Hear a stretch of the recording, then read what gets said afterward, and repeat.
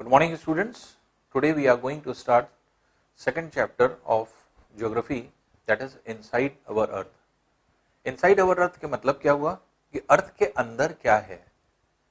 जैसे कि हम लोग जानते हैं कि अर्थ के ऊपर, अर्थ के अंदर हर जगह आपके स्टडी पॉसिबल है। On the surface of the earth, inside the surface of the water, above the surface of the earth, ये हर जगह स्टडी करना बड़ा आसान है, क्योंकि above the surface of the अर्थ अगर हम देखें तो एटमॉस्फेयर की स्टडी हुई है, एनवायरनमेंट की स्टडी हुई है। On the surface of the अर्थ सभी चीजों की स्टडी हुई है। सरफेस पे जैसे मान लीजिए कि आपके जितने वेजिटेशंस हैं उनके बारे में स्टडी हुई है, क्लाइमेट के बारे में स्टडी हुई है, रिलीफ फीचर्स जो होते हैं, जो आपके टोपोग्राफी होती है, जैसे लैंड सरफेस कहीं पर जो है प्लेन है तो कहीं माउंटेन्स है, कहीं हिल्स है, उनकी स्टडी हुई है।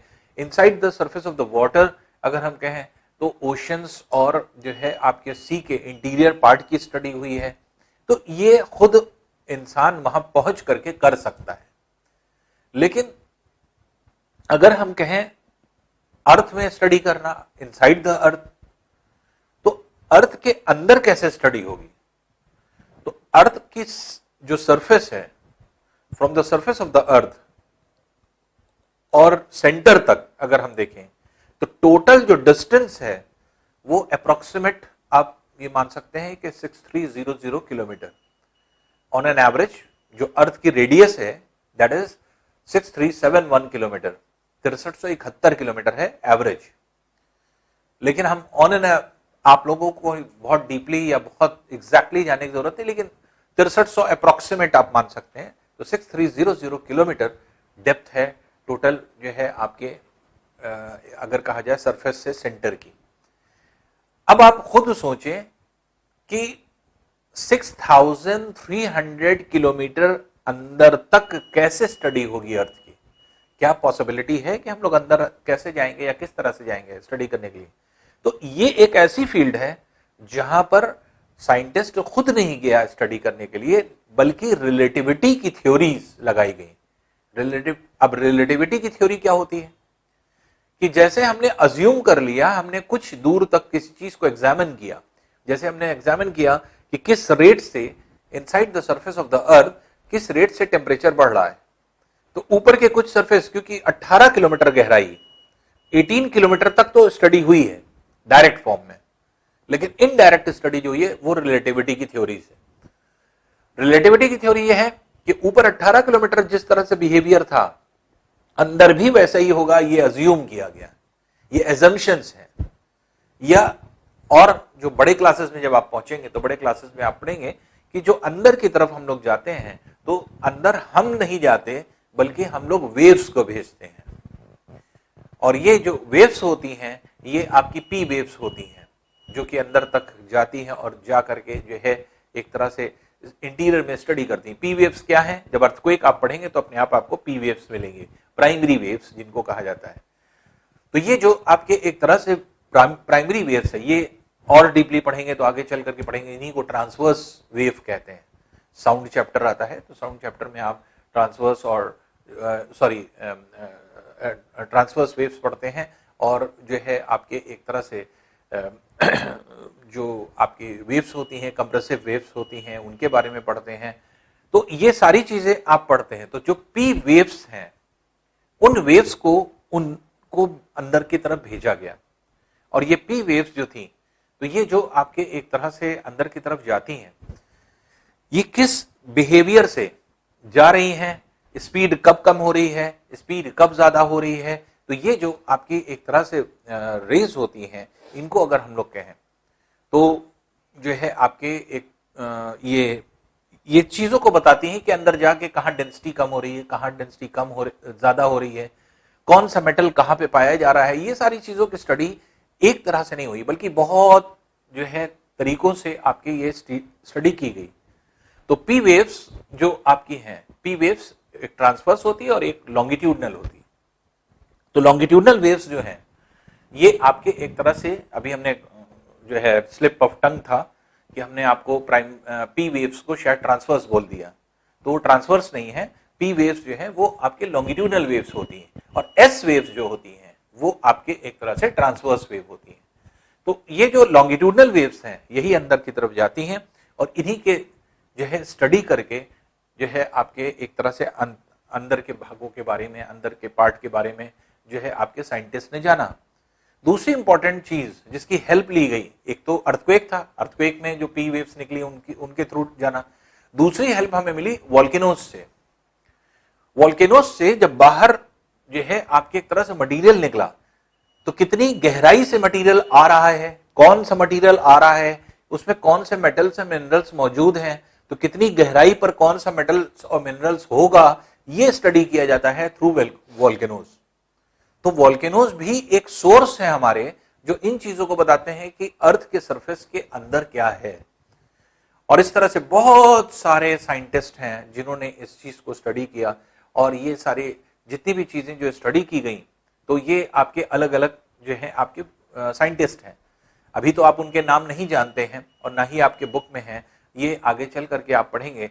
जैसे मोहोरोविकिक हैं, स्वेज हैं जिन्होंने जो है आपके इसको जो है स्टडी किया, गुटेनबर्ग हैं, विशार्ट हैं, तो ये सब जो है गेल्सथॉर्प हैं।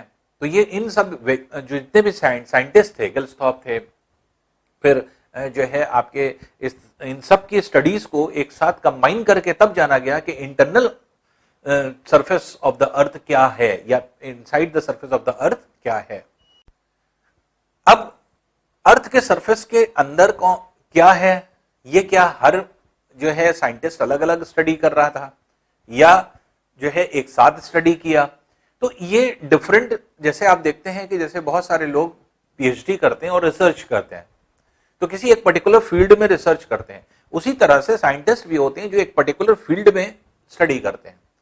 अब कुछ जो है आपके ऐसे साइंटिस्ट हुए जिन्होंने ये स्टडी करी कि अंदर जाने पर अर्थ के सरफेस में टेम्परेचर में क्या चेंज आएगा, कुछ ने स्टडी करी डेंसिटी में क्या चेंज आएगा, कुछ ने स्टडी करी कि अंदर मटेरियल क्या पाया जा रहा है, कुछ ने ऊपर के सरफेस की स्टडी करी, कुछ ने इंटीरियर पार्ट की स्टडी करी, कुछ ने मिडिल पार्ट की स्टडी करी।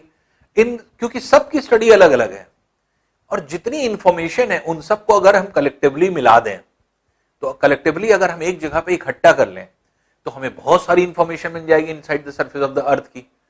तो inside the surface of the अर्थ जो आपके है, तो इसकी कलेक्शन अगर हमें चाहिए तो हमें ढेर सारे जितने भी साइंटिस्ट हैं जिन्होंने इस पे काम किया है और जो आपके जिसके हमने नाम दिए, जैसे मोहोरोविकिक हैं, स्वेज हैं, विशार्ट हैं, गुटेनबर्ग हैं, गेल्सथॉर्प हैं, ब्रैडशॉ हैं, तो ये सब जितने भी जो है आपके साइंटिस्ट हैं, इन सब ने इसके बारे में स्टडी किया और अंदर के inside the surface of the अर्थ के बारे में आपके बताया कि अंदर कौन कौन से मटेरियल हैं, डेंसिटी कैसे चेंज होती है, कहां पर ज्यादा डेंसिटी वाले पत्थर हैं, रॉक्स हैं, कहां पर कम डेंसिटी वाले पत्थर हैं। तो इसका इवैल्यूएशन इस तरह से किया गया। जब अंदर की तरफ गए तो अंदर की तरफ जाने पर जो 18 किलोमीटर हम लोग ने डायरेक्ट फॉर्म में स्टडी किया, तो उससे हमने ये जाना कि जब हम सरफेस के अंदर जाते हैं तो एक टेम्परेचर में चेंज आता है। वो टेम्परेचर में चेंज क्या है, 32 मीटर अंदर जाने पर 1 डिग्री सेंटीग्रेड टेम्परेचर इंक्रीज करता है। तो ये एक रेट देखी गई। तो every after 32 metre 1 degree centigrade temperature बढ़ जाएगा और इस रेट से जब आप निकालेंगे तो ये पता चलता है कि इंटीरियर ऑफ द अर्थ का जो सेंटर है वो कितने टेम्परेचर पे है।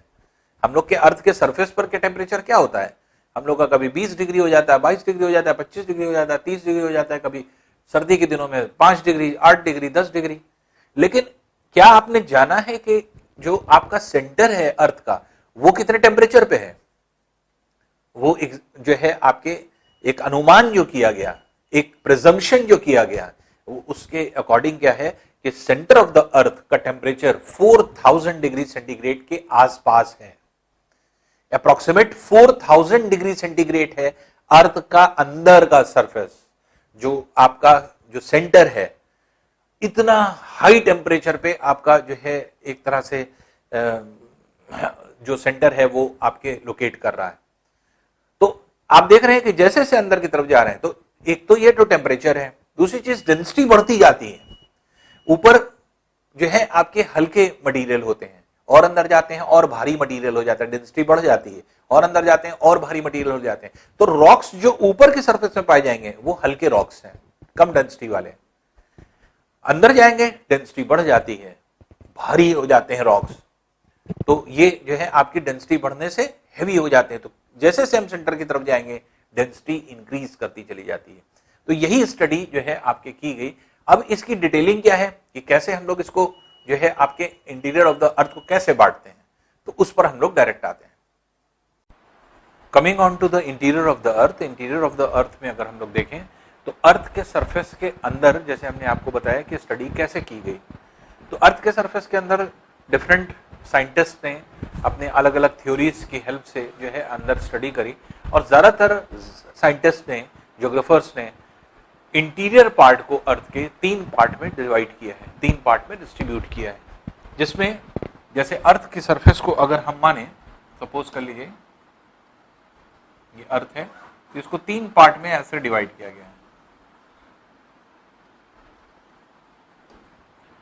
सबसे ऊपर वाला पार्ट जो है वो बहुत ही पतली लेयर है, एक पपड़ी की तरह से एक, और पपड़ी को क्या कहा जाता है, क्रस्ट कहा जाता है। ये क्रस्ट का पार्ट है। पतली लेयर क्यों कहा जाता है, क्योंकि टोटल हमने आपको बताया था कि यहां से यहां तक जो आपके रेडियस है, ये रेडियस अप्रोक्सीमेटली 6371 किलोमीटर का है, 6371 किलोमीटर का अप्रोक्सीमेट होता है। इसलिए कभी कभी कुछ किताबों में इतना लिख दिया जाता है, कभी कभी कुछ किताबों में 6400 किलोमीटर लिख दिया जाता है, ये भी लिखा जाता है, ये भी लिखा जाता है। एग्जैक्ट कितना है, 6371 किलोमीटर, 6371 किलोमीटर, ये एवरेज रेडियस है। अब देखिए जो क्रस्ट है वो बहुत दूर तक नहीं पाया जाता, सिर्फ 200 किलोमीटर तक। आप ये कह सकते हैं मैक्सिमम डेप्थ जो मानी गई है। कुछ लोग इसी को 100 किलोमीटर मानते हैं, तो कुछ साइंटिस्ट ने इसको 100 किलोमीटर डिफाइन किया है, कुछ लोगों ने 200 किलोमीटर तक डिफाइन किया है। तो ये आपके जो है डेप्थ हो जाती है जो किसी, तो ये बहुत पतली सी पपड़ी है जो अंदर की तरफ पड़ी हुई, इसको क्रस्ट के नाम से जानते हैं। जो इंटीरियर पार्ट है, जो इंटीरियर पार्ट होता है उसे कहा जाता है core. Core mean centralised part, centre वाला पार्ट। कोर मतलब होता है केंद्र वाला पार्ट, सेंट्रलाइज्ड पार्ट। तो कोर जो है ये एक तरह से, जिसको हिंदी में क्रोड बोलते हैं, तो कोर जो है it is the interior most part of the earth. तो इनर मोस्ट पार्ट या जो है इंटीरियर मोस्ट पार्ट आप कह सकते हैं, वो कोर होता है। और बीच का जो पोर्शन है ये एक तरह से गूदे वाला पार्ट, एक इंटीरियर हो गया, एक जो है आपके सरफेस पर हो गया, सरफेस पर पतली सी पपड़ी है, बीच का जो पूरा पोर्शन होता है तो ये कहलाता है मैंटल। इसलिए ज्यादातर जो है आपके एक तरह से लोगों ने डिस्क्राइब किया इसको कि अर्थ का जो इंटीरियर है वो 3 पार्ट में डिफाइंड है, जैसे आपको ये डायग्राम में दिखाया गया है। डायग्राम में अगर आप देखेंगे जो अपर मोस्ट पार्ट है जो कि बहुत पतला दिखाया गया है, ये आप देख रहे हैं बहुत पतला पार्ट, ये आपका पतली सी लेयर जा रही है, इसी को क्रस्ट बोला गया। जो इंटीरियर पार्ट यहां बीच का दिख रहा है ये है मैंटल, आपको दिखाया जा रहा है। और कोर जो है वो 2 पार्ट में बटा हुआ है, ये आउटर कोर और इनर कोर, ये 2 पार्ट में आपके कोर बटा हुआ है। बटा एक्चुअल में मैंटल भी 2 पार्ट में है और क्रस्ट भी 2 पार्ट में है। तो जैसे आपके एक तरह से इसकी जो 200 किलोमीटर डेप्थ होती है, यहाँ 2900 किलोमीटर तक ये होता है, फिर 6371 किलोमीटर तक ये रहता है। तो क्रस्ट भी 2 पार्ट में है, अपर क्रस्ट, लोअर क्रस्ट। मैंटल भी 2 पार्ट में है, 700 किलोमीटर ऊंचाई से जो है आपके डिवीजन हो जाता है, और यहाँ पर 30 किलोमीटर जो है डेप्थ पे जो है आपके एक तरह से डिवीजन हो जाता है अपर क्रस्ट और लोअर क्रस्ट का। और यहाँ से 700 किलोमीटर जो है डेप्थ पर जो है आपके डिवीजन हो जाता है अपर मेंटल, लोअर मेंटल का, जैसे आपके आउटर कोर और लोअर कोर है। तो ये इंटीरियर पार्ट ये होता है। तो अब अगर आप देखें तो ये जो पतली सी लेयर है क्रस्ट, ये चाहे वो लैंड सरफेस हो और चाहे वो वाटर सरफेस हो, दोनों के नीचे होती है। तो क्रस्ट जो है, पपड़ी जो है, ये पतली पपड़ी, ये दोनों जगह पर मौजूद है। तो चाहे वो अर्थ इस लैंड सरफेस अगर है, जैसे इस डायग्राम में दिखाया गया है, तो ये क्या है, ये माउंटेनियस रीजन में कॉन्टिनेंटल क्रस्ट हो गया। कॉन्टिनेंटल क्रस्ट क्या मतलब हुआ, जहां पर लैंड हो। कॉन्टिनेंट के मतलब क्या होता है, लैंड। तो जहां लैंड सरफेस हो, लैंड सरफेस के मतलब क्या हुआ, जैसे माउंटेन्स है, आपका जो है प्लेट्यूज है, प्लेन है, तो ये सब रीजन जो है उसका क्रस्ट होता है। और जो ओशन का पार्ट है, ओशन के नीचे भी क्रस्ट होता है, तो ये ओशनिक क्रस्ट कहलाता है। तो ये ओशनिक क्रस्ट हो गया, और ये जो है आपके एक तरह से कॉन्टिनेंटल क्रस्ट हो गया।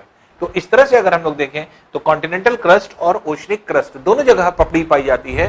तो उसके जो कॉन्टिनेंटल क्रस्ट होता है उसके ऊपर कुछ ना कुछ कॉन्टिनेंट्स होते हैं, जिसमें कॉन्टिनेंटल पार्ट होता है, लैंड वाला पार्ट होता है, और जो ओशनिक क्रस्ट होते हैं, ओशनिक क्रस्ट के ऊपर ओशन का पार्ट होता है, वाटर का पार्ट होता है। तो इस तरह से हम लोग डिस्टिंग्विश करते हैं इसे। अब देखिए इंटीरियर पार्ट को according to the presence of minerals अगर हम कहें तो एक साइंटिस्ट थे, उन साइंटिस्ट का नाम था स्वेस। स्वेस ने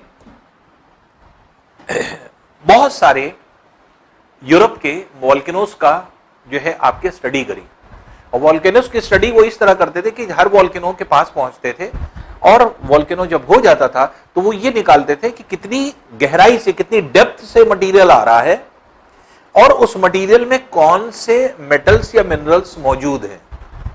तो इस तरह से उन्होंने ये निकाला कि कितनी कितनी गहराई पर क्या क्या चीज पाई जाएगी। तो मिनरल्स के अकॉर्डिंग अगर कहा जाए तो अर्थ के सरफेस को फिर 3 पार्ट में बांटा जाता है। तो इन्होंने 3 पार्ट में बांटा। पहला पार्ट इन्होंने डिस्क्राइब किया सियाल, दूसरा पार्ट सीमा, और तीसरा पार्ट निफे। तो सियाल, सीमा, निफे इसे बोला जाता है। अब सियाल क्या है, अपर मोस्ट पार्ट, जिसकी डेंसिटी बहुत कम है। हमने आपको बताया था कि जैसे अंदर चलते जाएंगे भारी मटेरियल आते चले जाएंगे, तो ये अपर मोस्ट पार्ट जो होता है ये आपके बहुत हल्का पार्ट है सियाल। ये सीमा उससे ज्यादा भारी पार्ट है, और सबसे ज्यादा भारी पार्ट क्या है, निफे। अब इन्होंने जो है कैसे इसको डिफाइन किया, इन्होंने देखा कि कौन से मटेरियल ज्यादा कहां पाए जा रहे हैं। तो उन्होंने अपर क्रस्ट में देखा SI क्या जो है आपके रिप्रेजेंट करता है, SI रिप्रेजेंट करता है सिलिका को, और AL जो रिप्रेजेंट करता है ये एल्यूमिनियम को, एल्यूमिनियम। इसी तरह से SI फिर रिप्रेजेंट क्या करता है, सिलिका को, और Na किसको रिप्रेजेंट करता है, मैग्नीशियम को।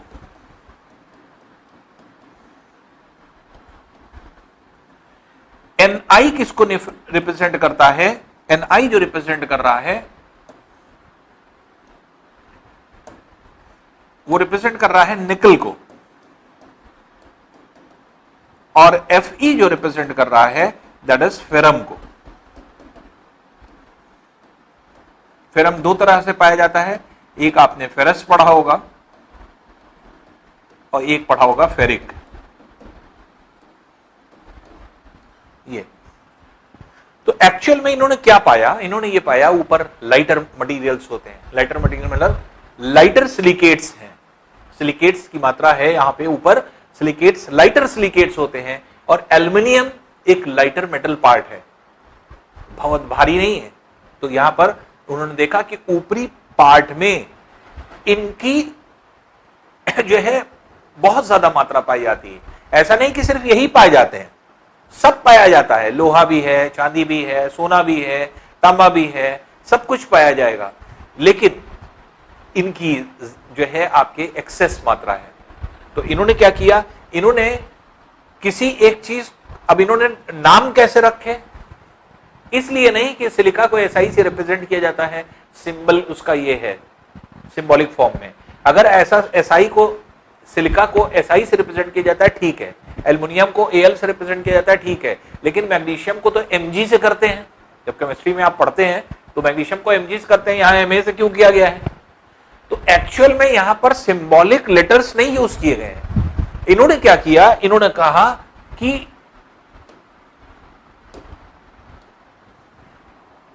जो मटेरियल पाया जा रहा है उसके पहले दूसरे लेटर्स को लिया, फर्स्ट टू लेटर्स SiAl, दोनों को कंबाइन किया और क्या बना दिया, सियाल। फिर SiMa, जब पूरा लिखते हैं आप सिलिका और मैग्नीशियम, इन दोनों को कंबाइन किया और इसे बना दिया सीमा। इसका मतलब मीडियम। अब यहां पर क्या है, ये Si क्या है, ये है लाइटर सिलिकेट्स, ये क्या है, लाइटर सिलिकेट्स, हल्के सिलिकेट, और ये हैवियर सिलिकेट्स हैं जिनकी डेंसिटी कंपैरेटिवली ज्यादा होती है। एल्यूमिनियम ये है और उससे ज्यादा भारी मैग्नीशियम, मैग्नीशियम जो है आपके पाया जा रहा है यहां पे। इंटीरियर पार्ट में जब आए तो यहां पर निकल Ni और Fe फेरम का लिया गया, जिससे मिलाकर के क्या बना दिया गया, निफे। निकल और फेरम, फेरम किसको कहा जाता है, आयरन को, लोहे को, आयरन को फेरम बोला जाता है। और ये आयरन कितने फॉर्म में होता है, दो फॉर्म में, एक फेरस और एक फेरिक के फॉर्म में होता है। तो इस तरह से देखा गया कि अर्थ के सरफेस को हमने कैसे डिफाइन किया, सियाल, सीमा, निफे। तो सियाल, सीमा, निफे के फॉर्म में पार्ट जो है पाया जाता है। इसके मतलब क्या हुआ कि सबसे ऊपरी पार्ट अगर होगा तो उसको हम सियाल कहेंगे, मीडियम पार्ट होगा सीमा कहा जाएगा, और सबसे इंटीरियर पार्ट होगा तो उसे हम क्या कहेंगे, उसे निफे के नाम से जाना जाएगा। तो इस तरह से अगर हम देखें तो अर्थ के इंटीरियर सरफेस को हम तीन पार्ट में डिवाइड कर देते हैं। अब देखिए अर्थ में, अर्थ के सरफेस में कुछ मेटल्स और मिनरल्स पाए जाते हैं, और ये मिनरल्स कहां पे पाए जाते हैं, रॉक्स में। जो डिफरेंट टाइप ऑफ रॉक्स होते हैं, ये रॉक्स जो हैं, उन रॉक्स में मिनरल्स की जो है आपके कॉम्पोजिशंस मिलते हैं। तो ढेर सारे मिनरल्स जो हैं आपके पाए जाएंगे, मेटल्स और मिनरल्स, लेकिन किस तरह के जो है आपके रॉक्स में। तो टोटल अर्थ के सरफेस पर according to the formation of the rocks, कैसे कोई रॉक का फॉर्मेशन हो रहा है, उस बेसिस पे हम ये कह सकते हैं कि रॉक्स तीन तरह के होते हैं। ऐसे तो बहुत सारे टाइप हैं रॉक्स को डिफाइन करने के, जैसे हमने डिफाइन कर दिया एसिडिक रॉक, बेसिक रॉक्स, हमने डिफाइन कर दिया सॉफ्ट रॉक्स, हार्ड रॉक्स। इस तरह से डिवीजन तो बहुत हैं, लेकिन एक ऐसा डिवीजन जो सारे अर्थ को डिवाइड कर दे, अर्थ के रॉक्स को डिवाइड कर दे, वो क्या है, according to the formation of the rocks. Rocks कैसे फॉर्म होते हैं उनको हम लोग देखें। तो रॉक्स को तीन कैटेगरी में कैटेगराइज किया जाता है। तो तीन कैटेगरी में कैटेगराइज होता है ये रॉक्स। पहला रॉक क्या होता है, इग्नियस रॉक्स। इग्नियस रॉक्स किसको कहते हैं ये समझ लीजिए। जब अर्थक्वेक होता है इंटीरियर पार्ट से, तो किसी भी जो इंटीरियर पार्ट से जब कोई भी जो है आपके मोल्टन मटेरियल बाहर निकलता है, जब तक ये मोल्टन मटेरियल अंदर रहता है तब तक इसे मैग्मा कहा जाता है।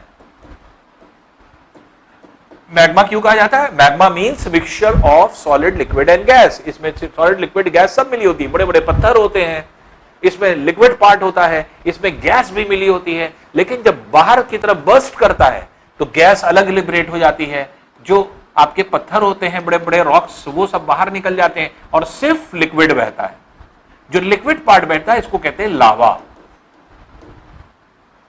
तो अंदर की तरफ इनर सरफेस में, inside the surface of the अर्थ, जहां मैग्मा जम जाता है, हार्ड हो जाता है, रॉक्स बना लेता है। जहां outside the surface of the rocks, outside the surface of the अर्थ, जहां लावा जम जाता है, डिपॉजिट हो जाता है, वहां पर ये हार्ड रॉक्स बना लेता है। और इन्हीं रॉक्स को क्या कहा जाता है, इनको कहा जाता है इग्नियस रॉक्स। अब बात ये आती है, इग्नियस जो वर्ड आया ये कहां से आया है, ये एक्चुअल में ग्रीक वर्ड इग्निस से बना है। और इग्निस मतलब क्या होता है, फायर। तो फायर से क्या लेना देना इसका, फायर से ये लेना देना है जिस टाइम अर्थक्वेक होता, सॉरी वोल्केनोज होते हैं, तो वोल्केनोज के टाइम लावा जो होता है बहुत ज्यादा टेम्परेचर पर होता है। इसका temperature 1200 degree centigrade to 2200 degree centigrade होता है। और इतने ज्यादा टेम्परेचर पर ये गहरे लाल रंग का बहता है, ऐसा लगता है कि जैसे आग बह रही है।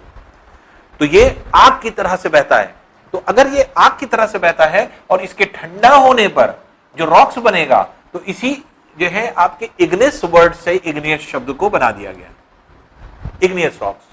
तो ये इग्नियस रॉक्स होते हैं। और ये कैसे फॉर्म होते हैं, inside the surface of the earth due to the deposition of magma or outside the surface of the earth due to the deposition of lava। तो लावा और मैग्मा के डिपोजिशन से या उसके आप ये कह सकते हैं उसके ठंडे होने से जो है आपके एक तरह से कंडेंस करने से आपके रॉक्स का फॉर्मेशन होता है, जो कि क्या होता है, इग्नियस। अब इग्नियस रॉक्स में क्या इंपॉर्टेंट चीज पाई जाती है या क्या चीज है? इग्नियस में सबसे इंपॉर्टेंट चीज ये होती है कि अंदर से आ रहा है, इसलिए इसमें मेटल्स और मिनरल्स बहुत ज्यादा होते हैं, excessive amount of metals and minerals. तो इसलिए अगर किसी भी रॉक्स में पूछा जाए कि सबसे ज्यादा मेटल्स एंड मिनरल्स किसमें है, तो वो किसमें होंगे? इग्नियस में। तो इग्नियस रॉक्स में मेटल्स और मिनरल्स बहुत ज्यादा होंगे। कहां पे पाया जाएगा ये? जहां जहां वोल्केनोज पाया जाएगा वहां आसपास के रीजन में पाया जाता है।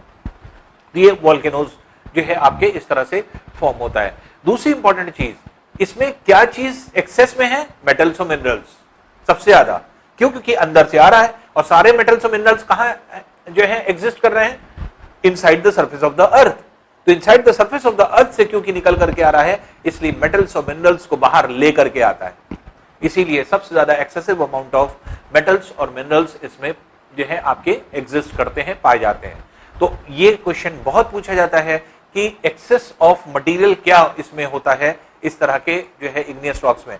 तो एक्सेस जो होता है वो क्या है आपके एक तरह से मेटल्स और मिनरल्स।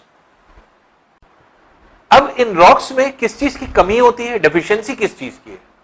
डेफिशिएंसी इस तरह की होती है, ये रॉक्स जो होते हैं इनको अगर हम लोग देखें ये बहुत हार्ड होते हैं। अब इनकी स्पेसिफिकेशन थोड़ा सा देख लें, बहुत हार्ड होते हैं, टफ होते हैं,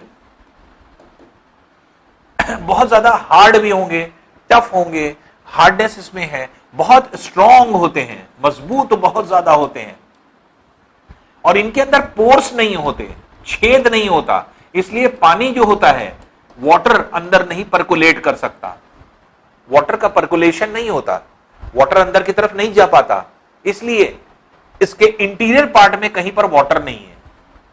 और अगर वाटर नहीं होगा तो किसी अगर हम पेड़ पौधे को लगाते हैं तो उसकी जड़ें जो होती हैं वो क्या होती हैं? वो पानी की खोज में जाती हैं अंदर, जहां पे पानी होगा वहां जड़ें जाएंगी।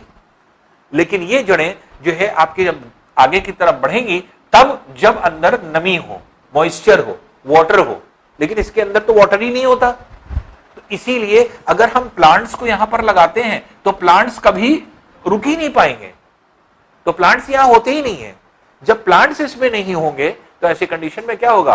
प्लांट्स नहीं होंगे तो प्लांट्स पर डिपेंडेंट जितने भी आपके एक तरह से लिविंग थिंग्स होते हैं, चाहे वो एनिमल्स हो, बर्ड्स हो, क्योंकि पेड़ पौधे जहां होते हैं वहीं पर आते हैं, तो उन पर डिपेंडेंट जितने एनिमल्स हैं वो नहीं मिलेंगे। जब वो नहीं मिलेंगे तो इसका मतलब बायोलॉजिकल पार्ट नहीं है, बायो वाला पार्ट नहीं है, लिविंग पार्ट नहीं है। जब बायोलॉजिकल पार्ट इस जगह पर रॉक्स पर नहीं मिलेगा तो बायोलॉजिकल पार्ट जो पार्ट होता है वो मरेगा नहीं, उनकी डेथ नहीं होगी। और जब लिविंग थिंग्स डाई का आउट होते हैं, डेथ करते हैं, तो वो मिट्टी में मिल जाते हैं। जब मिट्टी में मिल जाते हैं तो ऐसे कंडीशन में क्या होता है? वो डिसइंटीग्रेट होते हैं। डिसइंटीग्रेट मतलब टूटते हैं, डिकम्पोज होते हैं, सड़ते हैं। जब लिविंग थिंग्स डिकम्पोज होते हैं और जो है आपके मिट्टी में मिलते हैं तो मिट्टी को फर्टाइल बनाते हैं। कैसे फर्टाइल बनाते हैं? फॉसल्स से। तो फॉसल्स क्या होता है? Remains of biological part. कोई भी जिंदा सामान अगर मर जाए या कोई भी जिंदा चीज अगर मर जाए तो मरने के बाद उसका अपघटन होता है, डिकम्पोजिशन होता है, डिसइंटीग्रेशन होता है, और वो क्या बना लेता है? उसी को हम लोग कहते हैं जीवाश्म हिंदी में। तो हिंदी में जीवाश्म कहते हैं, इंग्लिश में फॉसल्स कहते हैं। और वो क्या करता है? वो मिट्टी को, सॉइल को बहुत ज्यादा फर्टाइल बना देता है। तो ऐसी कंडीशन में फॉसल्स जो हैं वो यहां पाए जाएंगे कि नहीं पाए जाएंगे? नहीं पाए जाएंगे। क्यों? क्योंकि ये स्ट्रॉन्ग है, हार्ड है, टफ है, नॉन पोरस है, इनके अंदर छेद नहीं है। ये क्या है? ये नॉन पोरस है। और नॉन पोरस होने की वजह से क्या है कि इसके अंदर जो है आपके पेड़ पौधे नहीं होंगे। पेड़ पौधे नहीं होंगे तो लिविंग बीइंग्स नहीं होंगे, बायोलॉजिकल पार्ट नहीं होगा। बायोलॉजिकल पार्ट नहीं होगा तो बायोलॉजिकल पार्ट मरेगा नहीं, मरेगा नहीं तो फॉसल्स नहीं पाए जाएंगे। फॉसल्स नहीं पाया जाएगा तो उसकी ऊपर की मिट्टी जो होगी वो बहुत फर्टाइल नहीं होगी, इसलिए वहां पर क्या होगा? वहां पर एग्रीकल्चर नहीं पाया जाएगा। ऐसी जगह एग्रीकल्चर नहीं होता, फॉसल्स नहीं होते, और यहां पर इसलिए कोई भी एग्रीकल्चर नहीं किया जा सकता, क्रॉपिंग नहीं की जा सकती है। और इसमें मेनली क्या होता है, इंडस्ट्रीज डेवलप की जाती है। यहां पर ऐसे एरिया में इंडस्ट्रीज क्यों डेवलप की जाती हैं? क्योंकि बाहर मेटल्स और मिनरल्स आया है, और मेटल्स और मिनरल्स पर बेस्ड इंडस्ट्रीज जो है आपके एक तरह से स्टैब्लिश की जाती हैं। तो मेटल्स और मिनरल्स जहां पर होगा, इसका मतलब इग्नियस रॉक्स जहां कहीं भी होगा, वहां पे आसपास आपको एग्रीकल्चर नहीं मिलेगा, वहां पे आसपास क्या मिलेगा आपको, वहां पर आसपास आपको मिलेगा इंडस्ट्रीज।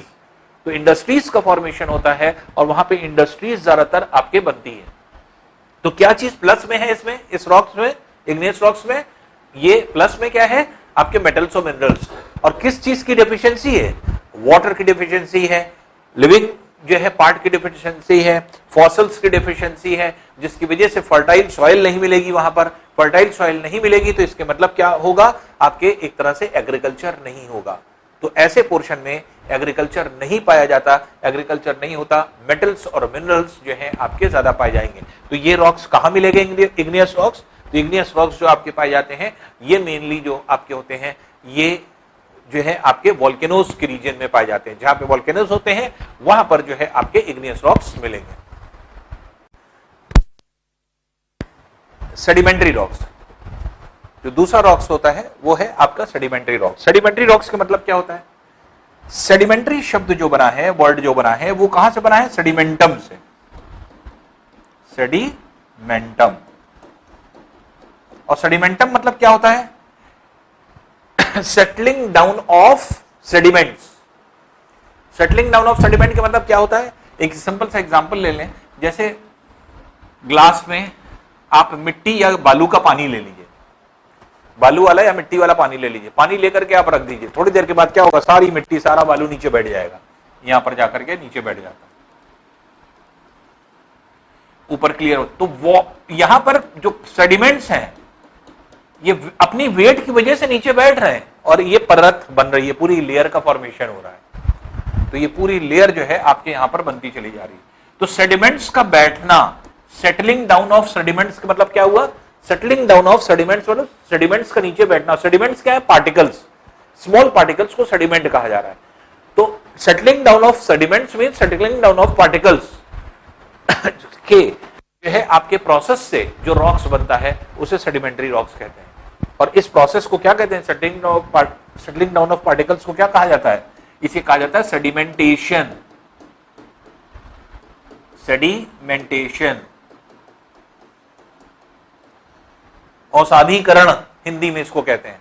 तो सेडिमेंटेशन या औसादीकरण, औसाद का नीचे बैठना, सेडिमेंट्स का नीचे बैठना, ये सेडिमेंटेशन है।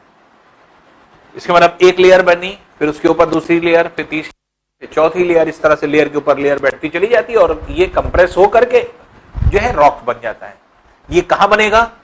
माउंटेनियस रीजन से निकल करके नदियां आती हैं, और नदी जो होती है, जो रिवर्स होती हैं, ये सब जब प्लेन रीजन में आती हैं तो वहां ढाल बहुत कम होती है, इसलिए बहने वाली जो नदी होती है ये क्या होती है, ये बहुत तेज नहीं बह पाती। आगे क्या होता है, कंकड़ पत्थर यहां पर जमने लगता है, जो ऊपर कंकड़ पत्थर टूटे हैं वो नीचे जमने लगता है, डिपोजिशन होने लगता है, और डिपोजिशन ज्यादा होने की वजह से पानी और धीमा हो जाता है, और धीमा होने की वजह से जितना ऊपर से पानी आता है वो फैलने लगता है, ये फैल जाता है, ज्यादा पानी होने पे ये फैल गया।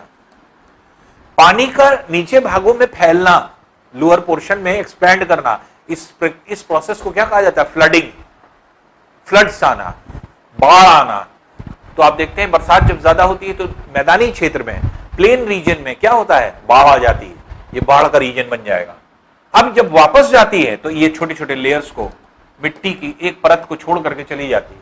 जब पानी, बाढ़ का पानी वापस जाता है, एक लेयर छोड़ के चला गया, अगले साल फिर बाढ़ आई, फिर पानी फैला, फिर जो है आपके पानी कम हुआ, फिर एक लेयर जम गई, तो एक लेयर के ऊपर दूसरी लेयर, दूसरी लेयर के ऊपर तीसरी लेयर, तीसरी लेयर के ऊपर चौथी लेयर। तो ये क्या है? ये जमती चली जाती है, और जम करके ये हार्ड हो जाती है। तो जो पार्टिकल्स हैं, ये पार्टिकल्स लेयर बना रहे हैं, इसीलिए इसको जो है परतदार चट्टान भी कहते हैं, स्ट्रेटिफाइड रॉक्स, इनको स्ट्रेटिफाइड रॉक्स कहेंगे। स्ट्रेटिफाइड क्यों कह रहे हैं? स्ट्रेटा शब्द से बना है, स्ट्रेटा मतलब होता है लेयर, तो स्ट्रेटिफाइड रॉक्स का मतलब लेयर के ऊपर लेयर बनना, तो परतदार चट्टान, परत वाली चट्टान जिसमें परत रहती है, तो ये स्ट्रेटिफाइड रॉक्स की तरह से बनते हैं, तो इनको स्ट्रेटिफाइड रॉक्स कहा जाता है। और ये कहां पर रहेंगे? ये ज्यादातर वाटर फ्लो वाले रीजन में रहेंगे, नदियों के आसपास के रीजन में रहेंगे, मैदानी क्षेत्र में रहेंगे, और ये छोटे छोटे पार्टिकल्स से मिलकर के बने, इसलिए बहुत मजबूत नहीं है। इनकी प्रॉपर्टी में सबसे बड़ी चीज ये आती है, मजबूती नहीं आती, ये कमजोर पार्टिकल्स होते हैं जो कि आपके यहां पर बनते हैं। तो ये कहां पे बनेंगे? जहां पर रिवर वाले रीजन है, मैदानी रीजन है, वहां पर आपके बनते हैं। और ये जो आपके पार्टिकल जो एक तरह से सेडिमेंट्री रॉक्स हैं या औसादी चट्टानें जिनको कहा जा रहा है, ये क्या है? पूर्व स्थित चट्टान के क्षरण से, पूर्व स्थित मतलब प्री एग्जिस्टिंग रॉक्स के क्षरण मतलब इरोजन, इरोजन मतलब तोड़फोड़। जो प्री एग्जिस्टिंग रॉक्स होते हैं, पहले से जो चट्टानें बनी रहती हैं, उनके टूटने से, उनके इरोजन से, टूटने को इरोजन कहते हैं, तो उसके टूटने से, इरोजन का मतलब होता है, एक वेदरिंग होता है, एक इरोजन होता है। वेदरिंग का मतलब होता है टूटना, और इरोजन का मतलब टूट करके बहना, मतलब एक जगह से दूसरी जगह जाना, तो ये जो है आपके इरोजन में आता है। तो वेदरिंग और इरोजन जो होता है वो रिवर्स के थ्रू होता है। वेदरिंग के मतलब खाली टूट जाना, वेदर्ड हो जाना, और ये किसकी वजह से? वेदरिंग, वेदर की वजह से हो रहा है, तो इसलिए वेदरिंग की वजह से ये टूट जाते हैं। लेकिन टूट करके एक जगह से दूसरी जगह चले गए तो क्या हो जाता है? इसी को हम लोग कहते हैं अपर्दन, इरोजन। तो ये इरोजन की वजह से आपके बनते हैं। अब यहां से जो नदी आ रही है, एक जगह से इरोजन करके आ रही है, छोटे छोटे पार्टिकल्स को लेकर के आ रही है, और यही पार्टिकल्स जम रहे हैं, in the form of layers जमती है। तो अब इनके अंदर क्या प्रॉपर्टी होगी? छोटे छोटे पार्टिकल्स से मिलकर के बना है, तो ये क्या है? पहले तो वीक है, बहुत कमजोर। जो आसपास हम लोगों की मिट्टी मिलती है, हम लोग थोड़ा सा हाथ से भी खोद लेते हैं, कभी कभी एक फड़वा मारते हैं, पूरी खुद जाती है, गड्ढा हो जाता है कि नहीं? ये मिट्टी क्या है? पीली मिट्टी जो हम लोग के इर्द गिर्द दिखाई पड़ रही है, तो ये मिट्टी क्या होती है? इसी मिट्टी को औसादी चट्टान, सेडिमेंट्री रॉक्स कहते हैं, जो मुलायम होती है। तो मिट्टी का बना हुआ ये पूरी रॉक्स होते हैं। तो ये क्या है? ये कमजोर मिट्टी है, कमजोर जो है रॉक्स होती है, जो कि बहुत सॉफ्ट होती है, मुलायम होती है। फिर पोर्स वाली है, छोटे छोटे पार्टिकल्स में पोर्स होते हैं, पोरस। जैसे इग्नियस रॉक्स क्या थी? नॉन पोरस थी, जिसकी वजह से पानी अंदर नहीं जाता था। आप जहां पे मिट्टी उट्टी वाली जगह है, वहां पे क्या है? आप एक बाल्टी पानी छोड़ करके चले जाइए, थोड़ी देर बाद घूम करके आएंगे, आप देखेंगे बाल्टी का पानी कहां चला गया? सब गायब, अंदर चला गया, सब के सब अंदर चला जाता है। तो पानी बहुत तेजी से अंदर जाता है, क्यों? क्योंकि छोटे छोटे छेद होते हैं, इसमें पोर्स होते हैं, पोर्स के थ्रू पानी अंदर जाता है। ये कब तक चलता चला जाएगा पानी? जब तक कि अंदर हार्ड रॉक्स ना मिले, और जब हार्ड रॉक्स मिल जाएंगे तो यहां पानी रुकने लगेगा। तो इन जो है आपके रॉक्स से पानी अंदर आता है, लेकिन जब हार्ड रॉक्स हो जाते हैं, नॉन पोरस रॉक्स मिलते हैं, तो यहां पे पानी जमा होने लगता है। इसी को हम लोग क्या कहते हैं? अंडरग्राउंड वाटर, वाटर टेबल जिसको कहा जाता है, अंडरग्राउंड वाटर। और ये अंडरग्राउंड वाटर कैसे निकाला जाता है? कुएं से, जैसे कुआं हम लोग खोदते हैं, या बोरिंग मशीन होती है, बोरिंग मशीन से निकालते हैं। तो अंदर पानी कैसे पहुंचा? अंदर पानी थोड़ी है, अर्थ के नीचे कहीं पानी थोड़ी है, ये तो ऊपर से पानी जा रहा है, जो आपके इन रॉक्स से होकर के पहुंचा है, वही जाके इकट्ठा हो गया है। तो ऐसा नहीं कि नीचे की तरफ पानी पानी है, जमीन के नीचे पानी वो पहुंचा है जो ऊपर रॉक से होकर के जाता है, इन्हीं सेडिमेंट्री रॉक्स से। तो ये जो है आपके पानी अंदर जाता है, इसी को अंडरग्राउंड वाटर कहते हैं। इसी को आप चाहे कुएं से निकालते हैं, चाहे बोरिंग का पानी निकालते हैं, चाहे ट्यूबवेल जो है आपके थ्रू जो है पानी निकालते हैं, या हैंडपंप के जो है आपके यूज करके हम लोग पानी निकालते हैं। तो ये सब क्या है? ये अंडरग्राउंड वाटर को बनाता है। अब देखिए, ये पोरस है, इसके अंदर पानी आसानी से अंदर जा रहा है, इसलिए ऐसी कंडीशन में अगर हम पेड़ पौधे लगाएंगे तो जड़ें बहुत आसानी से अंदर की तरफ जाएंगी, क्योंकि मुलायम है, तोड़ती हुई चली जाएंगी। और जड़ों को क्या चाहिए? पानी, और पानी अंदर है, तो इसलिए आसानी से जड़ें लगेंगी। जब आसानी से जड़ें लगेंगी तो पेड़ पौधे बहुत ज्यादा निकलेंगे। यहां पे पेड़ पौधे प्लांटेशन आप खूब करेंगे, आपकी कृषि एग्रीकल्चर बहुत ज्यादा होगा। क्यों? क्योंकि प्लांट्स लग सकते हैं। जब प्लांट्स यहां पर बहुत ज्यादा होंगे तो प्लांट्स पर डिपेंडेंट जितने चीजें होती हैं, चाहे वो एनिमल्स हो, चाहे वो बर्ड्स हो, वो सब वहीं पर रहेंगे। सबसे ज्यादा जो है आपके, तो लिविंग बीइंग सबसे ज्यादा कहां पे होते हैं? सेडिमेंट्री रॉक्स में। इवन इंसान भी वहीं पर ज्यादा रहेगा। क्यों? क्योंकि उसको आसानी से पानी अवेलेबल होगा, चाहे वो अंडरग्राउंड वाटर को किसी भी तरह से निकाले, लेकिन इजीली अवेलेबल होगा। लेकिन इग्नियस जहां रॉक्स होंगी वहां पे पानी अवेलेबल नहीं है, तो आदमी रहेगा कैसे? आदमी भी कम रहेगा वहां पे।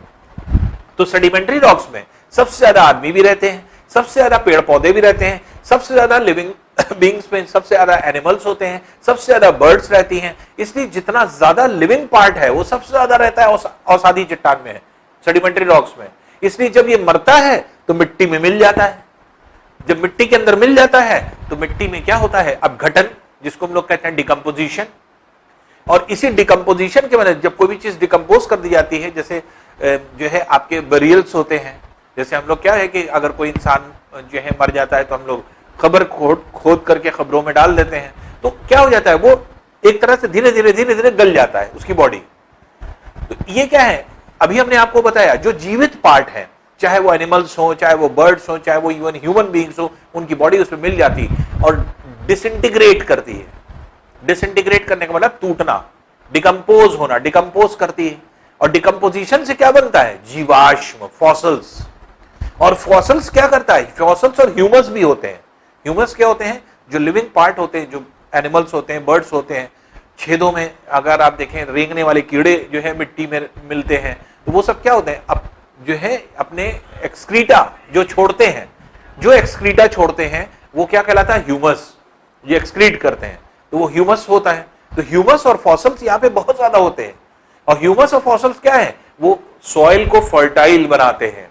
ऐसी जगह की मिट्टी बहुत ज्यादा उपजाऊ होती है, तो फर्टाइल सॉइल मिलेगा। और फर्टाइल सॉइल होने की वजह से यहीं पर क्या होती है? इंटेंसिव एग्रीकल्चर होती है, ढेर सारी कृषि होती है, सघन कृषि होती है। तो यहां पर जो है आपके एक तरह से इंटेंसिव एग्रीकल्चर होगी, हर तरह के क्रॉप्स होंगे, हर तरह का प्रोडक्शन जो है आपके एग्रीकल्चर प्रोडक्शन होगा। तो ये सारी चीजें यहां पर मिलती हैं। तो इसमें क्या चीज प्लस में है? तो इस चट्टान में, सेडिमेंट्री रॉक्स में फॉसल सबसे ज्यादा मात्रा में है। लेकिन इसमें क्या चीज कमी है? मेटल्स और मिनरल्स इसमें नहीं होंगे। क्यों? क्योंकि ये बन कैसे रही है मिट्टी? ऊपर से आने वाले टूटे टूटे कणों के जमाव से, और टूटे टूटे कणों में मेटल्स मिनरल्स नहीं है। इसलिए सेडिमेंट्री रॉक्स में क्या है? मेटल्स और मिनरल्स नहीं है, जबकि इग्नियस रॉक्स में मेटल्स और मिनरल्स है। इग्नियस रॉक्स में फॉसल्स नहीं है, यहां पर सेडिमेंट्री रॉक्स में फॉसल्स है। तो इसलिए सेडिमेंट्री रॉक्स ज्यादा एप्रोप्रिएट किसके लिए होती है? एग्रीकल्चर के लिए, इंडस्ट्रीज के लिए नहीं। और इग्नियस रॉक्स क्या होती है? इंडस्ट्रीज के लिए होती है। तो इसलिए सेडिमेंट्री रॉक्स जो है, जो कि सबसे ज्यादा एरिया में भी पाई जाती है, अर्थ के सबसे ज्यादा एरिया में जो है होती है, बहुत फर्टाइल होती है। और इसकी जो प्रॉपर्टी हमने बताई ढेर सारी, कमजोर है, पोरस है, इसमें नमी होगी, इसके अंदर पेड़ पौधे लगेंगे, ये सारी प्रॉपर्टीज इसके साथ होती है। अब देखिए थर्ड रॉक, तीसरी रॉक्स क्या है? मेटामॉर्फिक। मेटामॉर्फिक रॉक्स, मेटामॉर्फिक क्या होता है?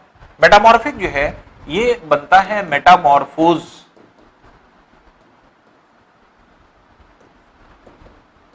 वर्ड से। एटम और मेटामॉर्फोज किससे बना है? मेटामॉर्फिज्म से।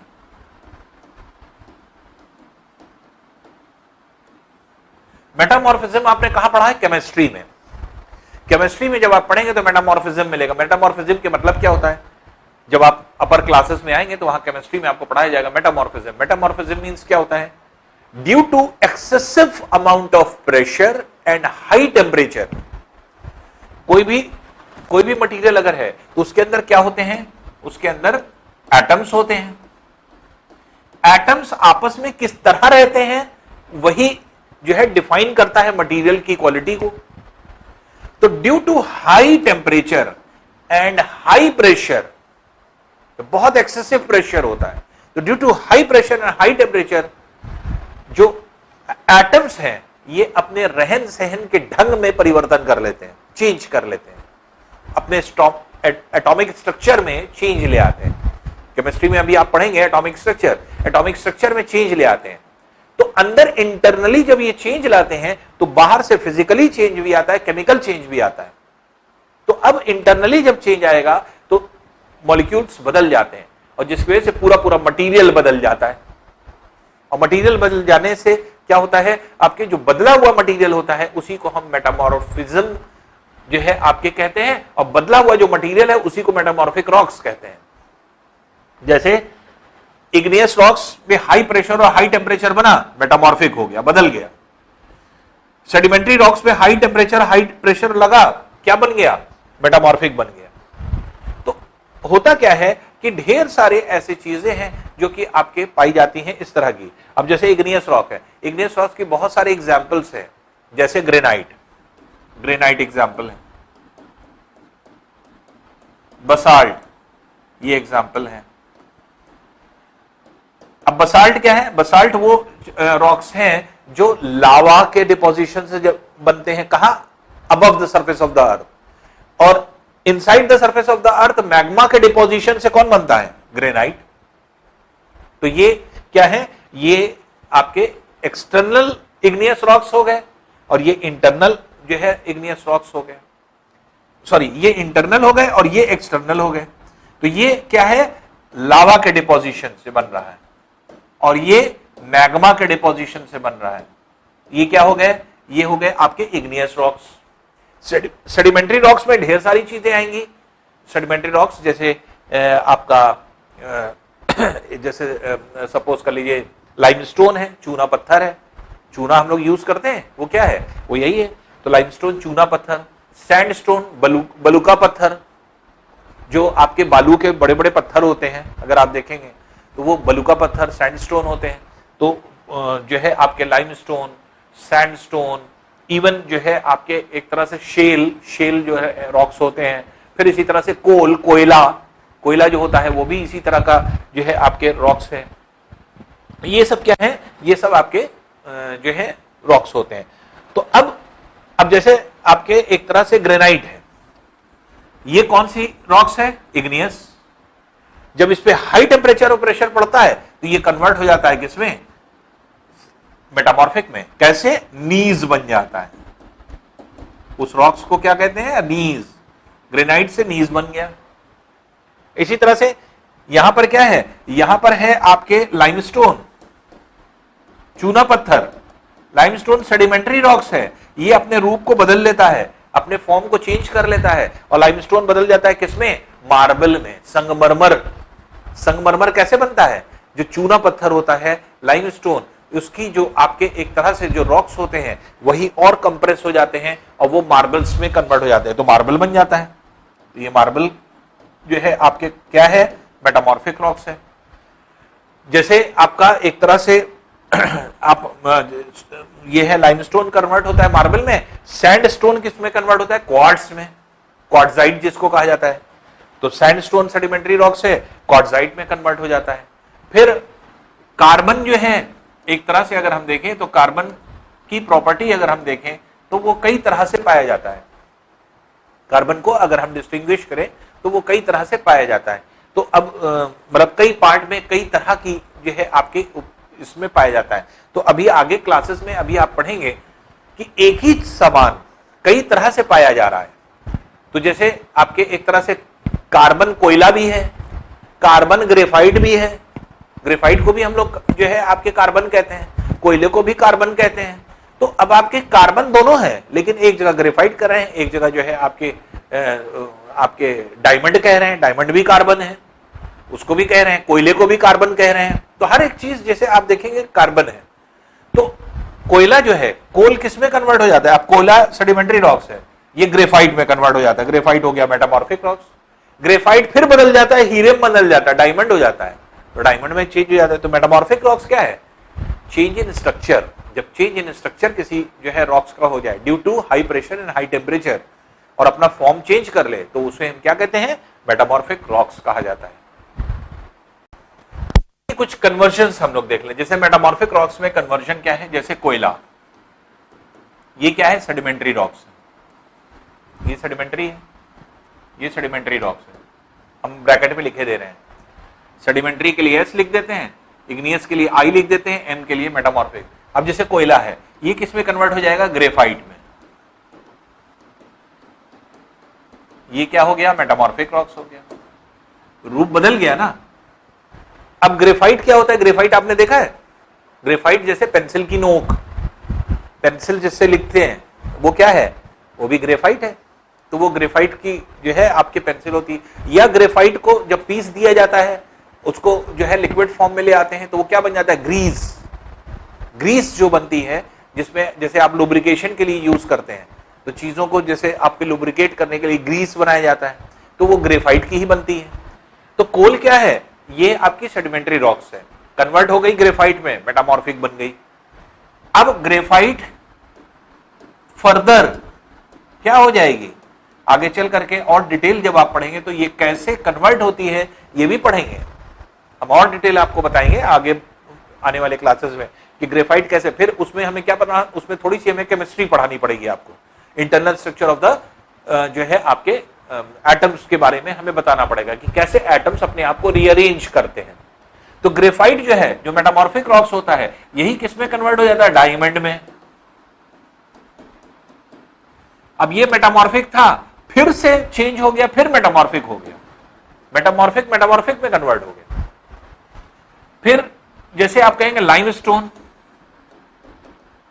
लाइमस्टोन क्या है? ये है आपके सेडिमेंट्री रॉक्स। किसमें कन्वर्ट हो जाता है? ये हो जाता है आपके मार्बल में। मार्बल क्या है? Metamorphic rock. फिर जैसे सैंडस्टोन है, बालू के पत्थर पड़े रहते हैं, बालू में देखिए थोड़े छोटे छोटे बड़े बड़े पत्थर होते हैं, वो सैंडस्टोन कहलाते हैं। ये क्या है? सेडिमेंट्री रॉक्स हैं। किसमें कन्वर्ट हो जाता है? क्वार्ट्ज। पूरा नाम इसका क्वार्ट्जाइट होता है, तो शॉर्ट में क्वार्ट्ज हम लोग बोल देते हैं। ये क्या है? मेटामॉर्फिक रॉक्स हो जाता है। इस तरह से बहुत सारे रॉक्स ऐसे हैं जिनका कन्वर्जन होता है। जैसे ग्रेबो है, ग्रेबो जो होते हैं, ये छोटे छोटे गोल गोल पत्थर जो पड़े रहते हैं आपके, ये ग्रेबो कहलाते हैं, जो कि सेडिमेंट्री रॉक्स हैं। ये क्या हो जाते हैं? ये कन्वर्ट हो जाते हैं और चिकने पत्थरों में, ग्रेबोनीज में। तो ये कन्वर्जन है, ये मेटामॉर्फिक रॉक्स हो गया। तो इस तरह से बहुत सारे ऐसे जो है आपके कन्वर्जन है, जो कि धीरे से टेम्परेचर चेंज होने से, प्रेशर में बदलने से अपने आप इंटरनल स्ट्रक्चर में चेंज ले आते हैं। और ये चेंजेस किसी भी फॉर्म में हो सकता है, किसी भी तरह हो सकता है। तो जिसकी वजह से क्या हो जाता है आपके, अब जैसे बहुत छोटा सा अगर हम आपको बहुत कॉन्साइज करके बताएं, तो आप जैसे ग्रेफाइट का यूज डायमंड में कैसे हो गया? ग्रेफाइट के जो आपके स्ट्रक्चर होता है वो हेक्सागोनल स्ट्रक्चर होता है ऐसे। थोड़ा सा केमिस्ट्री में आपको जाना पड़ेगा कि जो एटम्स होते हैं आपको अपने आप को हेक्सागोनल स्ट्रक्चर में रखे रहते हैं। तो एक हेक्सागन दूसरे हेक्सागन से मिल जाता है, फिर एक इधर से हेक्सागन मिला, सारी एक दूसरे की सरफेस पर ये चिपक जाता है। और बहुत ज्यादा हैवी टेम्परेचर और प्रेशर होने की वजह से यही कन्वर्ट हो जाता है किसमें? टेट्राहेड्रल स्ट्रक्चर में। टेट्राहेड्रल किसको कहते हैं? ये स्ट्रक्चर। और ये tetrahedral structure due to high pressure and temperature, ये हेक्सागोनल स्ट्रक्चर टेट्राहेड्रल स्ट्रक्चर में कन्वर्ट हो गया। ये स्ट्रक्चर किसका होता है? ग्रेफाइट का। और जब इसने अपने आपको चेंज किया, ऐसा हो गया, तो यही बन गया हीरा।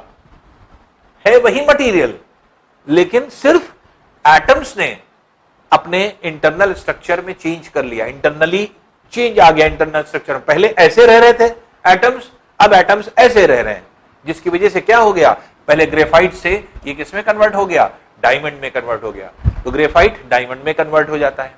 तो इस तरह से अगर हम लोग देखें तो बहुत सारी इस तरह के कन्वर्जन होते हैं due to high pressure and high temperature. और अगर due to high temperature and pressure कोई भी जो है आपके रॉक्स, चाहे वो सेडिमेंट्री हो, चाहे इग्नियस हो, और चाहे वो इवन हम ये कहें कि मेटामॉर्फिक ही हो, उस पर भी हाई टेम्परेचर और प्रेशर पड़ेगा, तो वो अपने रूप को बदल लेगा, अपने फॉर्म को चेंज कर लेगा। और जब अपने फॉर्म को चेंज कर लेगा तो चेंज हुआ फॉर्म जो होता है that is known as metamorphic rocks. तो इस तरह से मेटामॉर्फिक रॉक्स जो है आपके due to high temperature and high pressure बनते हैं। अब देखिए कुछ एग्जांपल्स, जैसे रॉक्स के हमने बताया, कुछ रॉक्स ऐसे आप देख सकते हैं, जैसे हमने अभी तक हम ग्रेनाइट आपको बता चुके हैं, आपको नीज हम बता चुके हैं, आपको सैंडस्टोन हम बता चुके हैं, डोलोमाइट चट्टान जो होती है जिससे कि आपके सीमेंट बनती है, जिसको तोड़ करके सीमेंट बनाया जाता है, दैट इज डोलोमाइट। डोलोमाइट और डोलोराइट ये सब क्या है? तो अब जैसे इग्नियस रॉक्स में अगर आप देखें ग्रेनाइट, ग्रेनाइट कहां बन रहा है? Inside the surface of the earth. तो inside the surface of the earth किसके? मैग्मा के डिपोजिशन से। तो मैग्मा का डिपोजिशन होने लगता है।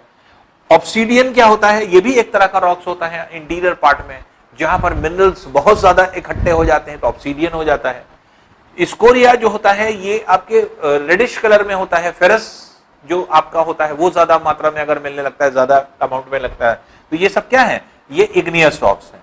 ये सारे इग्नियस रॉक्स हैं जिनकी जो है आपकी प्रॉपर्टी ये है कि या तो लावा के या मैग्मा के डिपोजिशन से आपके बनते हैं। फिर मेटामॉर्फिक रॉक्स की बात अगर हम करें तो जैसे आपको बताया, जैसे मेटामॉर्फिक मतलब चेंज रॉक्स, तो नीज जो है आपके चेंज हो गया। एम्फीबोलाइट जो आपके होता है, जैसे ग्रेबो एब्रो होते हैं, पत्थर जो नॉर्मल ऐसे पड़े रहते हैं वो हाई प्रेशर टेम्परेचर में अंदर जाके चेंज हो जाते हैं। तो ये आपके सोप स्टोन होते हैं, सोप स्टोन के नाम से जाने जाते हैं, एम्फीबोलाइट के नाम से जाने जाते हैं, जो कि आपके मेटामॉर्फिक होते हैं, जो चेंज रॉक्स है due to high temperature and pressure. Sandstone आपने पढ़ा है, जो कि बालू के पत्थर होते हैं, बालू में जो पाए जाते हैं, बालू का पत्थर जिनको कहते हैं वो है। डोलोराइट और डोलोमाइट ये दो रॉक्स होते हैं जिससे सीमेंट बनती है पीस करके। और रॉक सॉल्ट होता है जिसको हम लोग खाते भी हैं, आपके नमक जो होता है। तो ये जो है आपके सेंधा नमक और ये जो होते हैं वो आपके रॉक सॉल्ट के नाम से जाने जाते हैं। वो क्या है? ये औषधि है, सेडिमेंट्री है। तो हम लोग जैसे जितने भी आपके सॉल्ट खाते हैं वो सब क्या है? वो सब सेडिमेंट्री है। तो ये जो है आपके इस तरह के बड़े बड़े जो है आपके रॉक्स के फॉर्म में होंगे, और उन्हीं रॉक्स को तोड़ करके हम लोग क्या बना लेते हैं? सॉल्ट बना लेते हैं। तो रॉक सॉल्ट कहलाते हैं ये। तो ये क्या है? ये आपके सेडिमेंट्री रॉक्स हो जाते हैं। अब देखिए जो कन्वर्जन की चेन है उसको थोड़ा सा समझने की कोशिश करें। तो कन्वर्जन की चेन बहुत आसान है, बहुत ईजी होती है। जैसे कहीं वोल्केनोज एक्टिविटी हुई, वोल्केनोज एक्टिविटी होने से कुछ जो मैग्मा था, ये मैग्मा का पोर्शन है जो बाहर की तरफ निकला और बाहर लावा बन गया, लावा का जो है आपका डिपोजिशन हो गया।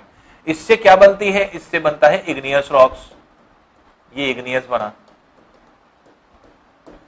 इग्नियस रॉक्स जैसे ये बना, ये इग्नियस बन गया ड्यू टू वेदरिंग, वेदर की वजह से, मौसम की वजह से।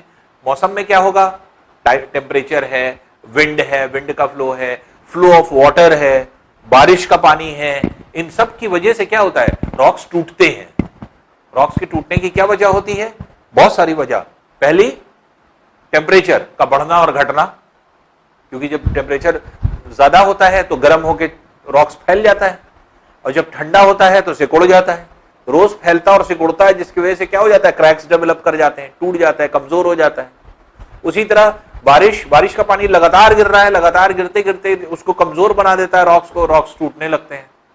हवा चल रही है, तेज हवाएं चलती रहती हैं, आ करके दूसरी चीजें उससे टकराती रहेंगी, या लगातार हवा ही उसको जो है आपके रगड़ती रहेगी, तो एक इस कंडीशन ये आएगी कि पत्थर के टुकड़े जो है टूटने लगेंगे। पानी का बहाव है, फ्लो ऑफ वाटर है, फ्लो ऑफ वाटर तेजी से बह रहा है, तेजी से बहते हुए पानी की वजह से जो है आपके टूटते हैं रॉक्स। कुछ भी वजह हो सकती है। तो ड्यू टू वेदरिंग इसीलिए बोला जाता है इसको। वेदरिंग प्रोसेस क्यों बोलते हैं? क्योंकि ये सारी चीज वेदर से हो रही है, ड्यू टू वेदर, तो मौसम से हो रही है। तो इस प्रोसेस को क्या कहते हैं? जो रॉक्स होता है उसके टूट करके पार्टिकल्स में टूटने की जो प्रोसेस होता है उसको वेदरिंग कहते हैं। और यही पार्टिकल्स अगर एक जगह से दूसरी जगह चले गए किसी जो है एजेंट के थ्रू, चाहे वाटर हो चाहे एयर हो, इन एजेंट्स के थ्रू अगर एक जगह से दूसरी, तो उसी को इरोजन बोलने लगते हैं हम लोग। तो यहां पर क्या इग्नियस रॉक्स बनता है? Igneous rocks due to weathering टूट सकता है, तो टूट जाता है छोटे छोटे पार्टिकल्स में। जब छोटे छोटे पार्टिकल्स में टूट जाता है तो हमने आपको बताया था कि ये सेडिमेंट्स बन जाते हैं। इन्हीं को क्या कहने लगेंगे? सेडिमेंट्स। ये सेडिमेंट्स हो जाते हैं जो कि बनते हैं। अब जो सेडिमेंट्स बनते हैं यही क्या बन जाते हैं? यही कंप्रेस होकर के सेडिमेंट्री रॉक्स हो जाते हैं, या सेडिमेंट्री रॉक्स टूट करके फिर सेडिमेंट बन जाता है, और सेडिमेंट कंप्रेस होकर के क्या बन जाता है? सेडिमेंट्री रॉक्स बन जाता है। अब ये सेडिमेंट्री रॉक्स जो होते हैं ये due to high temperature and pressure metamorphic rocks हो जाएंगे। और ये मेटामॉर्फिक रॉक्स जब हो जाते हैं, ये इंटीरियर ज्यादातर inside the surface of the अर्थ होते हैं, क्योंकि ड्यू टू हाई प्रेशर और टेम्परेचर। और प्रेशर और टेम्परेचर कहां मिलेगा? अर्थ के सरफेस के नीचे, अर्थ के सरफेस के नीचे होते हैं। जब इनको high temperature and pressure metamorphic हो गए और अर्थ के सरफेस के अंदर हैं, तो अंदर ड्यू टू हाई टेम्परेचर क्या होने लगता है, पिघलने लगता है मटीरियल जब पिघलने लगेगा तो वही मैग्मा और लावा में कन्वर्ट होता है, और यही इंटीरियर पार्ट में मैग्मा और लावा बनाता है, और उसी से फिर वॉल्केनोज होने लगते हैं। तो आप देख रहे हैं एक चेन बनी होती है हर एक चीज के बनने और टूटने और इसकी। तो वॉल्केनोज से इग्नियस रॉक्स बना, इग्नियस रॉक्स टूटा, सेडिमेंट्स बना, सेडिमेंट से सेडिमेंट्री रॉक्स बना, सेडिमेंट्री मेटामॉर्फोज हुआ, मेटामॉर्फोज जो है मेटामॉर्फिक रॉक्स है वही लावा और मैग्मा में कन्वर्ट हो गया, लावा मैग्मा फिर से क्या बना लेगा, इग्नियस रॉक्स। ये चेन ऐसे चलती रहेगी। बाकी आपस में इंटरचेंजिंग भी होती है, डायरेक्ट जो है इग्नियस रॉक्स जो है आपके मेटामॉर्फिक में कन्वर्ट हो जाते हैं, यारो इसीलिए दिखा रहा है। जो मेटामॉर्फिक है कभी कभी ये डायरेक्ट टूट जाते हैं, सेडिमेंट्स इनसे भी बनते हैं टूट करके, तो ये भी एक प्रोसेस होता है। सेडिमेंट्री रॉक्स भी कभी कभी अंदर दब करके ये भी मैग्मा में कन्वर्ट हो जाते हैं, इसलिए ये भी दिखाया जा रहा है। तो ये भी प्रोसेस होता है, तो आपस में जो है इंटरचेंजिंग भी होती है। तो एक चीज दूसरी चीज में कैसे कन्वर्ट हो रहा है, ये एक छोटे से प्रोसेस के थ्रू बताया गया है। ये प्रोसेस समझने की कोशिश करिए, सिंपल सा प्रोसेस है। तो प्रोसेस क्या है, मैग्मा और लावा निकला, वोल्केनिक एरप्शन हुआ, मैग्मा लावा के डिपोजिशन से इग्नियस बनता है। इग्नियस में ड्यू टू वेदरिंग की वजह से तोड़फोड़ होती है, छोटे छोटे पार्टिकल्स में टूट गया, छोटे पार्टिकल्स को सेडिमेंट कहते हैं। अब सेडिमेंट जो होते हैं कहीं जा करके जमेंगे, जब जाके कहीं जमते हैं तो सेडिमेंटेशन की प्रोसेस होता है, सेडिमेंटेशन की वजह से सेडिमेंट्री रॉक्स बन गया, मुलायम जो है रॉक्स होते हैं। और ये सेडिमेंट्री रॉक्स जो होते हैं यही क्या हो जाते हैं, यही मेटामॉर्फिक रॉक्स में कन्वर्ट हो जाते हैं। या मेटामॉर्फिक और सेडिमेंट्री दोनों ही रॉक्स अंदर की तरफ inside the surface of the earth due to high temperature and pressure magma में फिर कन्वर्ट हो जाते हैं, मैग्मा और लावा में। तो इस तरह से आप देखेंगे ये पूरी चेन इस तरह से चलती रहती है। तो ये रॉक्स का आपस में इंटर कन्वर्जन है, एक दूसरे में कैसे ये इंटर कन्वर्ट होते हैं या किस तरह से इनका कन्वर्जन होता है वो आपके इस प्रोसेस से पता चलता है। अब देखिए हमने आपको बताया इग्नियस रॉक्स का फॉर्मेशन कैसे हो रहा था। इग्नियस रॉक का फॉर्मेशन कैसे हो रहा था, अपर सरफेस में ड्यू टू लावा और इनर सरफेस में ड्यू टू मैग्मा।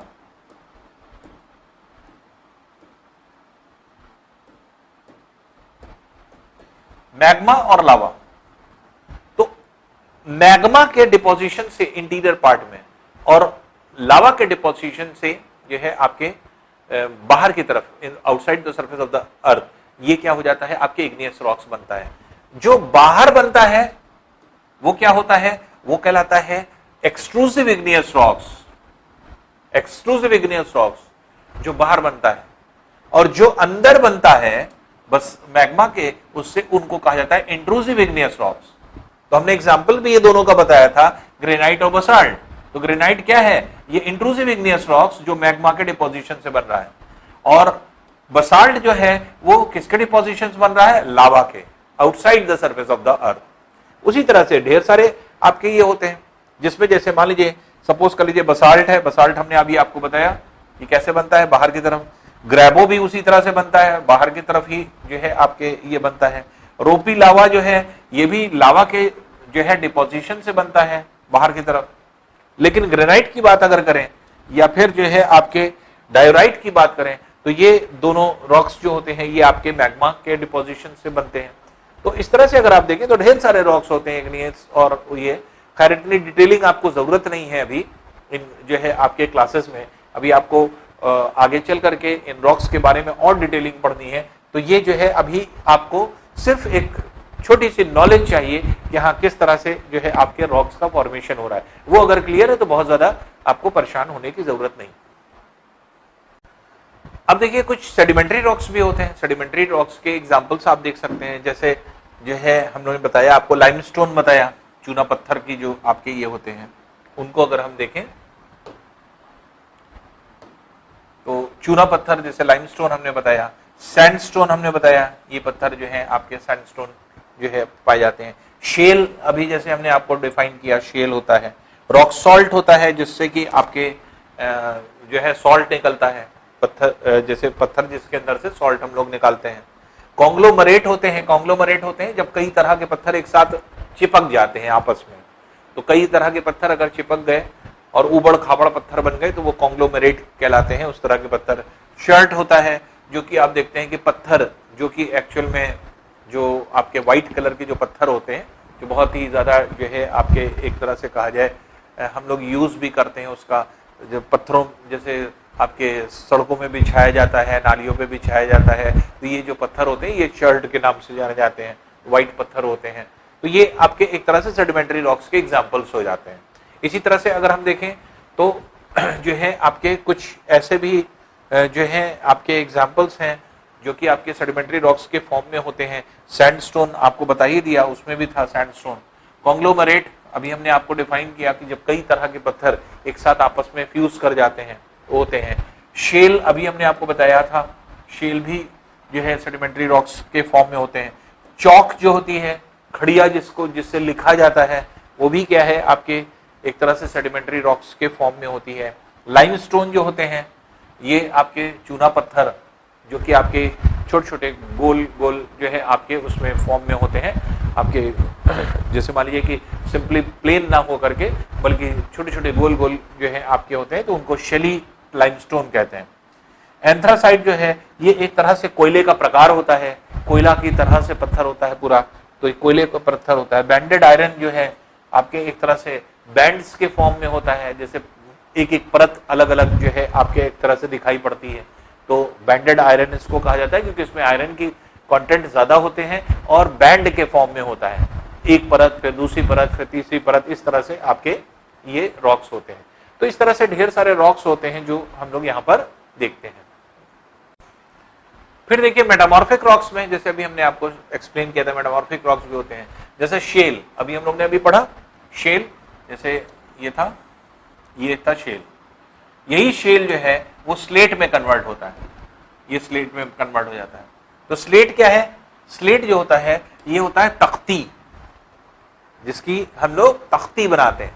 तो पहले जमाने में तख्ती पे लिखा जाता था, या ब्लैक बोर्ड्स हुआ करते थे, ब्लैक बोर्ड पर चौक से लिखा जाता था। तो ब्लैक बोर्ड जो बनता है वो स्लेट पर बनता है।